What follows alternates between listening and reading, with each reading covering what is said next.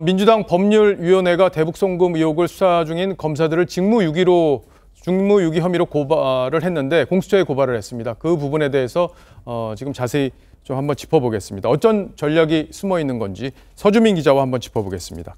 고발 이유부터 한번 정리를 해볼까요? 네, 쌍방울 김성태 전 회장과 검찰의 부당한 사법거래, 부당거래가 있었다는 겁니다. 김 전 회장의 범죄를 제대로 수사하지 않고 또 봐주는 대가로 검찰이 이재명 대표에게 불리한 거짓 진술을 받아낸 것이다, 이런 주장입니다. 뭘 봐줬다는 건지도 지금 정리가 돼 있습니까? 그렇습니다. 이 재산 국외 도피 혐의죠. 그리고 이 남북교류협력법 위반 혐의인데 이거를 기소하지 않고 봐줬다라는 겁니다. 이걸 제대로 수사하지 않고 봐준 이 검사는 직무유기로 오늘 오전에 공수처에 고발장을 제출을 했습니다. 자, 고발했으면 수사가 이제 진행이 될 텐데 네. 실제 처벌로 이어질 가능성도 있습니까? 예, 사실 법조계는 물론 이 민주당 내에서도 법적으로 또 현실적으로도 어렵다는 얘기가 나옵니다. 먼저 재산 국외 도피 혐의부터 한번 살펴보죠. 스텝 한 분 잠깐만 나와주시겠습니까? 잠깐 설명할 때 좀 도움이 좀 필요해서요. 도움이요? 예. 제가 그 김성태 전 회장이고요. 그리고 우리 스텝분이 중국이란 나라라고 치고요. 앵커께서 북한이다라고 치겠습니다. 다른 거 하면 안 돼요?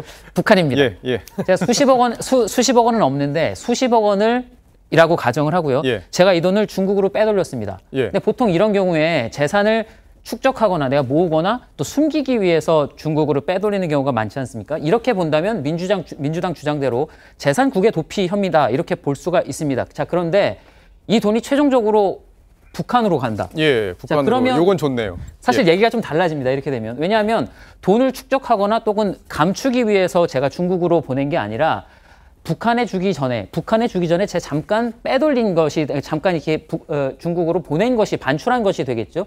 이렇게 된다면 법원의 판례도 이럴 경우에는 재산 국외 도피를 인정하지 않기 때문에 검찰이 이것 재산 국외 도피 대신 외환거래법 위반 혐의를 적용을 했던 겁니다. 예. 스텝분 이제 빠져주셔도 됩니다. 자, 이거 3만 원도 돌려드릴게요. 예. 10,000원만 해도 되는데. 자, 그러면 이 두 번째 남북교류협력법 위반 혐의, 이건 어떻게 되는 거죠? 예, 그것도 봐야 되는데요. 실제로 이 김성태 전 회장의 구속영장에는 이 혐의가 적시가 됐었습니다. 쌍방울이 자신들의 사업을 위해서 정부 허가도 없이 만약에 북한에 돈을 보냈다면 지금 방금 말씀드린 이 혐의가 남북교류협력법 위반 혐의가 적용이 될 수가 있습니다. 김 전 회장도 사실 초기에는 그렇게 진술을 했었습니다. 그런데 김 전 회장의 진술이 바뀌죠. 쌍방울 사업이 아니라 경기도의 사업 비용을 대납한 것이다, 이렇게 말을 바꿉니다. 이 말이 맞다면 이 돈의 성격은 이 쌍방울의 사업비가 아니라 뇌물이 되는 겁니다. 돈의 성격이 전혀 달라지는 거죠. 검찰도 그래서 이 김 전 회장을 뇌물 혐의로 기소를 했습니다. 뇌물은 남북교류협력법 위반보다 형량이 더 무겁습니다. 그러니까 검찰이 김 전 회장을 봐주기 위해서 남북교류협력법 위반 혐의를 적용하지 않았다. 이 주장에는 사실 논리적인 허점이 조금 있는 겁니다. 이제 고발 주체를 보면 민주당 법률위원회 이렇게 돼 있잖아요. 이제 여기 이제 율사 출신들이 많이 포함돼 있을 텐데 뭐 법리적 얘기를 다 모를 리가 없지 않을 텐데 그런데도 고발한 이유가 있을 것 같아요. 네, 이재명 대표에 대한 수사가 정치검찰의 공작이라는 게 민주당의 주장입니다. 검사들을 공수처에 고발한 것도 사실 그런 맥락이죠.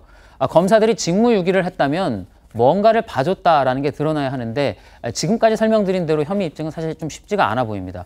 또 이 대표에게 불리한 진술을 쏟아내고 있는 김 전 회장 진술의 신뢰도를 좀 깎아내리겠다, 이런 의도도 고발 의도 중에 하나다, 이렇게 볼 수 있겠습니다.